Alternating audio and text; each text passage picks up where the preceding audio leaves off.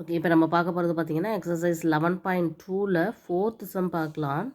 எப்படி இருக்குன்னு பாருங்கள். கொஷின் பாருங்கள்.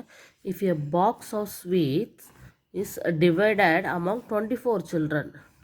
ஸோ 24 சில்ட்ரனுக்கு வந்து ஸ்வீட்ஸை வந்து டிவைட் பண்ணி கொடுக்குறாங்க. So they will get 5 sweets each. ஒவ்வொரு ஸ்டூடெண்ட்ஸுக்கும் 5 ஸ்வீட்ஸ் கிடைக்குது. ஓகேவா? இதை எப்படி எழுதிக்கலாம்னா சில்ட்ரன்ஸ் ஸ்வீட்ஸ். ஓகேவா? இப்போது 24 சில்ட்ரனுக்கு ஒவ்வொரு சில்ட்ரனுக்கும் ஈக்குவலாக நம்ம டிவைட் பண்ணி கொடுக்கும்போது ஒவ்வொருத்தருக்கும் 5 ஸ்வீட்ஸ் கிடைக்குதாம். அப்போ how many would each get if the number of children is reduced by 4. So 24லேருந்து ஒரு 4ஆக ரெடியூஸ் பண்ணுறாங்க. அப்போ எவ்வளோ சில்ட்ரன் ஆயிடுறாங்க? 20 சில்ட்ரன்னா அப்போ ஒவ்வொருத்தருக்கும் எவ்வளோ ஸ்வீட்ஸ் கிடைக்கும்? இதுதான் கொஷின்ஸ். நல்ல கொஷினை பாருங்கள். சில்ட்ரனோட கவுண்டிங் வந்து குறையுது. சில்ட்ரனோட கவுண்டிங் வந்து குறையுதுன்னா அப்போ அவங்களுக்கு கிடைக்கக்கூடிய ஸ்வீட்ஸ் என்ன இருக்கும்? அதிகமாக தான் கிடைக்கும். ஸோ இது வந்து இன்வர்ஸ் ப்ரொப்போர்ஷன். நல்லா தெரிஞ்சுக்கணும். ஓகேவா? Inverse proportion. ஏன் அப்படின்னா சில்ட்ரன் கம்மியாகிறாங்க அப்படின்னா கூட கொஞ்சம் ஸ்வீட் கிடைக்கிறதுக்கு வாய்ப்பு இருக்குது. இருக்க ஸ்வீட்டை அவங்க டிவைட் பண்ணி கொடுப்பாங்க. அப்போ கூட கொஞ்சமே கிடைக்கும். ஸோ இது 2 அரை மார்க் மாறதுனால இது இன்வர்ஸ். இன்வர்ஸுக்கும் போது டைரக்ட் மல்டிப்ளிகேஷன் பண்ணி ஈக்குவேட் பண்ணணும். ஸோ 24 × 5 = 20 × தெரியாதனால இது எக்ஸ்னு வச்சுக்கலாம். ஸோ எக்ஸுக்கு வேணும்னா என்ன பண்ணணும்? 24 × 5 / 20.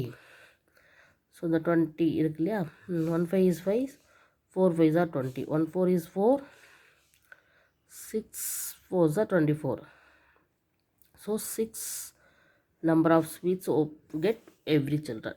ஸோ ஒவ்வொரு சில்ட்ரன்ஸுக்கும் 6 number of sweets கிடைக்கும். முதல்ல 5 ஸ்வீட் தான் கிடைச்சது, 5 ஸ்வீட்ஸ் தான் கிடைச்சது. இப்போ ஒரு 4 பேர் கம்மியாயிட்டதுனால எல்லாத்துக்கும் என்னது கூட ஒவ்வொரு ஸ்வீட்ஸ் கிடைக்குது. ஓகேவா?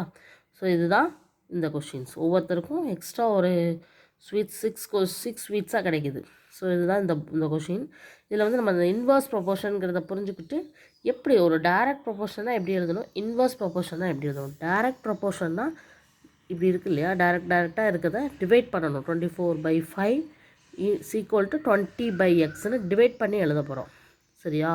இதே இன்வர்ஸ் ப்ரொப்போர்ஷனாக இருந்ததுன்னா இது ரெண்டையும் மல்டிப்ளை பண்ணி ஈக்குவல் டு இது ரெண்டையும் மல்டிப்ளிகேஷன் மல்டிப்ளை பண்ணி எழுத போகிறோம். ஸோ எது டிவிஷன், எதை டிவைட் பண்ணணும், எதை மல்டிப்ளை பண்ணணும்னு தெரிஞ்சுக்கிட்டிங்கன்னா இந்த கொஷின் வந்து ஈஸி தான். ஸோ இதுதான் 4th சம்.